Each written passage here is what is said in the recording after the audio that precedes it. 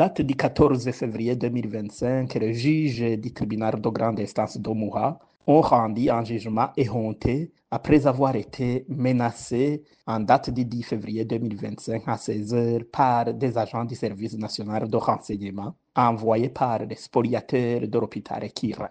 Conformément à l'article 259 du Code de procédure pénale, le dit jugement devait être rendu le 13 janvier 2025, étant donné que le dossier avait été mis en délibéré le 13 décembre 2024. La loi exige que le jugement doit être rendu en délai 30 jours suivant le délibéré. Contre toute attente, il y a eu beaucoup de temps et tout a été dû par des velléités et mauvaise foi des spoliateurs d'Okira qui voulaient dicter la décision au juge. C'est ainsi qu'ils ont tout fait en date du 11 février 2025 à 16 heures en menaçant les 3 juges quitte à ce qu'ils puissent rendre un jugement qui condamne Dr Christophe Sahab à 20 ans de servitude pénale sur base de l'infraction de faux et usage de faux, alors que laquelle infraction est fixée à 5 ans. Puis, Dr Christophe Sahab a été condamné d'une amende de 7 millions de francs bouts,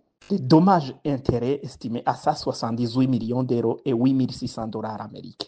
Également, tous ces biens dans cette décision éhontée ont été confisqués. En analysant ce jugement sur le plan judiciaire, l'on tire la conclusion que même un étudiant de la première candidature de l'université ne pouvait pas motiver un jugement pareil. Il n'y a pas de base légale se rapportant sur la narration des faits, pas de motivation judiciaire avec des arguments juridiques et judiciaires à l'appui, donc la base légale, et tout ceci viole de fond en comble l'esprit et la lettre de l'article 312 de la Constitution qui exige la motivation judiciaire avant tout jugement et la base légale à toute la qualification des faits avant d'être rendu en audience publique.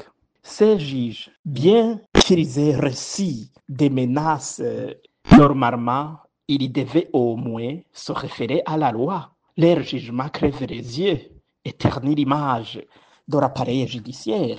Également, conformément à l'article 214 alinéa 2 de la Constitution, le juge ne tenait qu'à la loi et à la Constitution.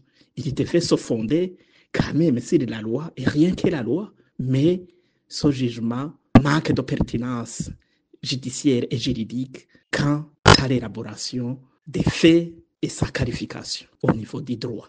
Tous ceux qui sont derrière, comme je venais de le dire, de cette machination et ces miracles de procès sont les spoliateurs d'Okira Hospital, à commencer par le président du conseil d'administration autoproclamé, Charles Dangijimana, et également son ami intime, le général de brigade, Ildefonse Habarulema, patron du service national de renseignement.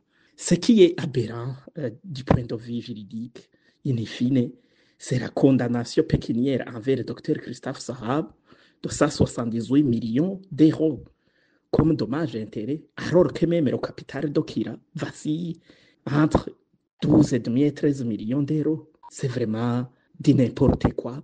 Ça dépasse l'entendement humain.